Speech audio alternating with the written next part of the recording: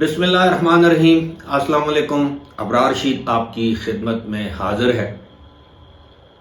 خبریں دو ہیں، دونوں کی دونوں امپورٹنٹ ہیں اور ظاہر ہے دونوں کا تعلق پاکستان سے ہے، پاکستان کی ساکھ سے ہے۔ ایک تو یہ کہ UAE یا دبئی یا شارجہ والے پاکستانیوں کو جو وزٹ ویزا ہے یا ورک ویزا ہے اس کا اجراء کب شروع کریں گے، اس پر ایک غیر اعلانیہ پابندی ہے۔ کبھی UAE کی اتھارٹیز اس بات کو مان لیتی ہیں، کبھی انکار کر دیتی ہیں، لیکن اس حوالے سے جو معلومات میں نے اکٹھی کی ہیں یا اکٹھا کرنے کی کوشش کی ہے وہ آپ کے ساتھ شیئر کروں گا۔ لیکن اس سے پہلے حکومت پاکستان یا یوں سمجھیے کہ پاکستان کرکٹ بورڈ کا ایک دبنگ قسم کا موقف سامنے آیا ہے۔ ہم دعا گو ہیں کہ حکومت پاکستان اور پاکستان کرکٹ بورڈ اس پر قائم رہے۔ آپ نے سنا ہوگا کہ 2 روز پہلے بھارت نے یا بھارتی کرکٹ بورڈ جس کو BCCI کہتے ہیں، انہوں نے چیمپئنز ٹرافی کے لیے آئندہ سال جو کہ فروری اور مارچ کے مہینے میں منعقد ہونی ہے، اس کے انعقاد کے لیے پاکستان کا دورہ محض اس وجہ سے کرنے سے انکار کیا ہے کہ ان کو سیکیورٹی کے خدشات ہیں، یعنی بھارتی ٹیم کو سیکیورٹی کے خدشات ہیں۔ یہ پہلی مرتبہ نہیں ہے کہ بھارتی ٹیم نے پاکستان آ کر کھیلنے سے انکار کیا ہے، اور اب باقاعدہ ICC یعنی انٹرنیشنل کرکٹ کونسل نے بھی پاکستان کو یا پاکستان کرکٹ بورڈ کو بھارت کے اس فیصلے سے آگاہ کر دیا ہے۔ اب افسوسناک بات یہ ہے کہ جو بھارت کی کرکٹ بورڈ کے جو چیئرمین ہیں یعنی BCCI کے جو چیئرمین ہیں جے شاہ، وہی ICC یعنی انٹرنیشنل کرکٹ کونسل کے بھی پریزیڈنٹ یا سربراہ ہیں۔ اب بھارت نے یہ توجیہ پیش کی ہے کہ جی ان کی ٹیم کو خطرہ ہے، سیکیورٹی خدشات ہیں، لہٰذا ہائیبرڈ ایک سسٹم ایک متعارف کروایا گیا تھا ماضی میں کہ کسی تیسرے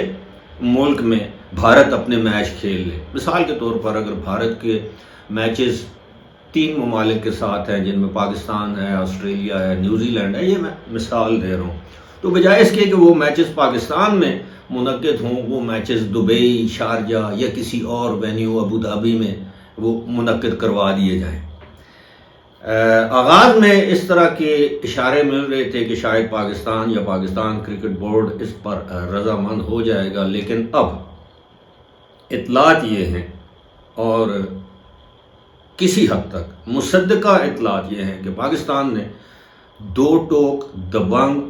اور جسے کہتے ہیں کہ ایک ایسا موقف اختیار کیا ہے کہ جناب اگر بھارت نے پاکستان میں چیمپئنز ٹرافی میں حصہ نہ لیا، بھارت کی کرکٹ ٹیم پاکستان نہ آئی، ایک تو ہائیبرڈ یعنی کسی دوسرے ملک میں بھارت کے میچز کروانے پر پاکستان رضامند نہیں ہوگا کیونکہ پاکستان چیمپئنز ٹرافی کا ہوسٹ ملک ہے، اور دوسری بات یہ ہے کہ پاکستان نے یہ موقف اختیار کیا ہے کہ مستقبل میں پاکستان کی کرکٹ ٹیم دنیا کے کسی مقام پر بھارت کے خلاف کرکٹ میچ نہیں کھیلے گی۔ اب اس سے نقصان کس کا ہوگا؟ جو کرکٹ لورز ہیں، جو بھارت میں ہیں، جو پاکستان میں ہیں، جو دیکھنا چاہتے ہیں دونوں ممالک آپس میں ان کا مقابلہ ہو، چاہے میدان کوئی بھی ہو، اور یہ چیز باور کروا دی گئی ہے انٹرنیشنل کرکٹ کونسل کو کہ جناب ایک تو ہم کسی تیسرے ملک میں یا دوسرے ملک میں یہ میچز کروانے کے حق میں نہیں ہیں اور نہ ہی کروائیں گے، اس کی اجازت نہیں دیں گے۔ پھر ظاہر ہے بھارت کو وہ میچ فورفیٹ کرنا پڑے گا نا، اگر بھارت کا پاکستان میں نہیں آتا تو پھر ظاہر ہے بھارت چیمپئن ٹرافی سے باہر، اور پھر مستقبل میں جس طرح کہا گیا ہے کہ جی دنیا کی کسی بھی ملک میں پاکستان بھارت کے خلاف کوئی میچ جو ہے وہ نہیں کھیلے گا۔ ماضی میں ساتھ ہی ساتھ ICC کو یہ یاد دہانی بھی کروائی گئی ہے کہ ماضی میں جب بھی بھارت میں کوئی بھی ٹورنامنٹ ہوا تو پاکستان کی ٹیم بھارت میں گئی، وہاں پر میچ کھیلے، ہم ڈرے نہیں، گھبرائے نہیں، ہم نے سیکیورٹی کا بہانہ نہیں بنایا۔ تو بھارت کو بھی اسی طرح کا رویہ اپنانا چاہیے، ورنہ پاکستان مستقبل میں جب تک پاکستان اور بھارت کے آپس کے تعلقات ٹھیک نہیں ہو جاتے اس وقت تک پاکستان اور بھارت آپس میں میچ نہیں کھیلیں گے، یعنی پاکستان نہیں کھیلے گا۔ میں سمجھتا ہوں بالکل ٹٹ فار ٹیٹ۔ ماضی میں ہمارے کرکٹ بورڈز کے کچھ چیئرمین حضرات جو ہیں وہ مصلحتوں کا شکار سمجھ لیں، ڈپلومیسی کرتے رہے، جن میں شہریار خان بھی ہیں، جن میں نجب سیٹھی بھی کا نام بھی لیا جاتا ہے، یعنی ان کی خواہش تھی کہ کسی نہ کسی طرح یہ معاملہ چلتا رہے۔ لیکن اب یہ فیصلہ کر لیا گیا ہے کہ اگر بھارت پاکستان کے ساتھ نہیں کھیلنا چاہتا پاکستان میں آ کر، تو پاکستان بھی بھارت کے ساتھ نہیں کھیلے گا۔ ٹھیک ہے، بھارت پاکستان میں آ کر کرکٹ نہیں کھیلے گا تو پاکستان کرکٹ بورڈ کو نقصان ہوگا، لیکن جب پاکستان کے بھارت کے ساتھ میچ ہوں گے جس کی آمدن بھارت کو ہو سکتی ہے اربوں روپوں میں یا کروڑوں ڈالر میں، تو پھر بھارت کو نقصان ہوگا۔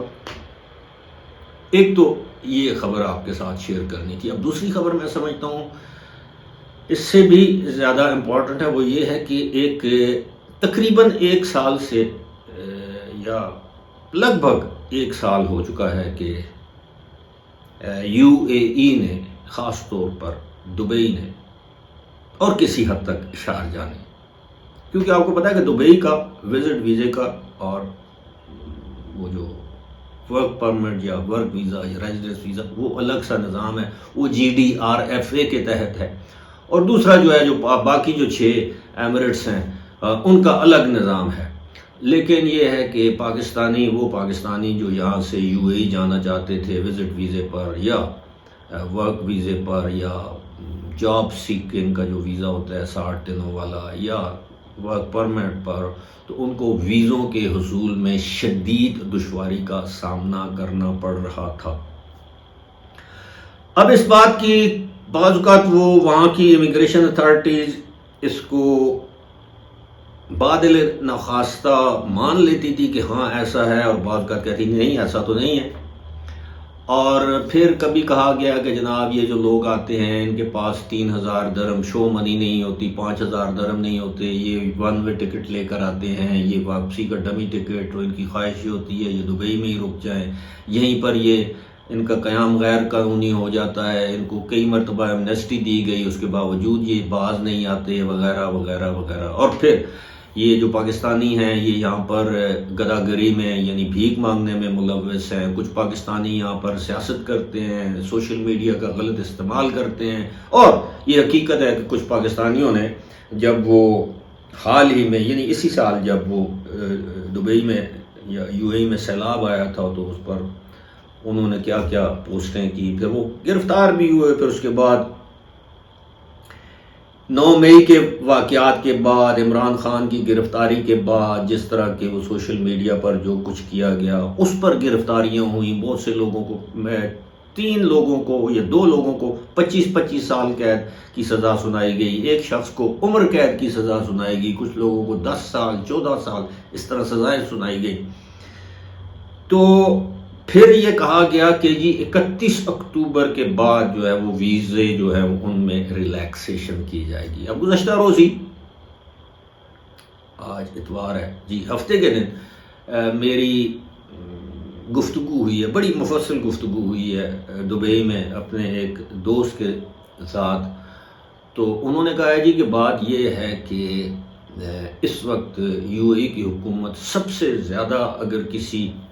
قومیت، برادری یا جو بھی کہہ لیں نیشنلٹی سے وہ خطرہ محسوس کرتی ہے، وہ یہ ہے کہ چونکہ اسرائیل اور جو غزہ میں اسرائیل کے جو مظالم ہیں یہ سارا کچھ، تو ہم تو پاکستانی تو بڑے جذباتی قوم ہیں، حالانکہ وہ ہم سے زیادہ عرب ہیں، ہم سے زیادہ مسلمان ہیں، ہم سے زیادہ قریب ہیں، انہوں نے اسرائیل کو تسلیم کر لیا ہے۔ میں UAE کی بات کر رہا ہوں۔ وہ کہتے ہیں یہ پاکستانی جذباتی قوم ہے۔ اب آپ کو پتہ ہے کہ وہاں پہ UAE میں اسرائیلی سفارت خانہ بھی ہے، اسرائیلی جو سینیگاگ شاید کہتے ہیں ان کی مذہبی عبادت گاہیں بھی ہیں، بڑی تعداد میں اسرائیلی مرد و خواتین وہاں پر آتے بھی ہیں سیاحت کی غرض سے۔ تو حفظ ما تقدم کے طور پر حکومت متحدہ عرب امارات نے پاکستانیوں کے ویزوں پر غیر اعلانیہ پابندی عائد کر رکھی ہے کہ تاکہ کوئی ایسی لا اینڈ آرڈر کی سچویشن نہ ہو کہ کوئی پاکستانی یا مسلمانوں کا گروہ اسرائیلیوں، یہودیوں، صہیونیوں کے اوپر حملہ آور ہو جائے اور ان کے لیے مسائل میں اضافہ ہو۔ ساتھ ہی ساتھ یہ بھی بتایا گیا ہے کہ جن لوگوں کی عمریں 50-55 سال سے اوپر ہیں تو وہ اگر ان کے بینک اکاؤنٹس ہیں، ان کے جو مالی حیثیت ٹھیک ہے تو ان کو ویزے مل رہے ہیں۔ میں یہاں تک آپ کو بتا دوں یہ حقیقت ہے، اور اس حقیقت کا اقرار جو ہمارے یو اے ای میں جو ہمارے پاکستان کے جو ابوظہبی میں ایمبیسڈر ہیں انہوں نے بھی کیا ہے کہ بہت حد تک جو پاکستان کے سیلیبریٹیز ہیں، جس طرح ہمارے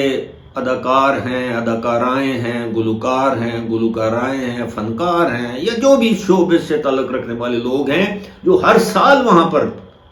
پتہ نہیں کتنی مرتبہ جاتے ہیں، ان کو بھی اب ویزے نہیں دیے جا رہے۔ تو اس کی ایک بڑی وجہ یہ ہے کہ جب تک اسرائیل اور غزہ کا جو تنازع ہے یہ جاری رہتا ہے تو اپنے دوستوں کو بچانے کے لیے یہ جو برادر اسلامی ممالک سے تعلق رکھنے والے جذباتی قوم ہے ان کو ویزے دینے سے اجتناب ہی برتا جائے گا۔ البتہ جو جینوئن کیسز ہیں اس میں ویزے دیے جا رہے۔ باقی میرا ذاتی خیال یہ ہے کہ اگلے سال فروری تک ویزوں پر جو پابندی ہے وہ آپ سمجھیے کہ جوں کی توں برقرار رہے گی۔ فی الحال اسی کے ساتھ مجھے دیجیے اجازت۔ خدا حافظ۔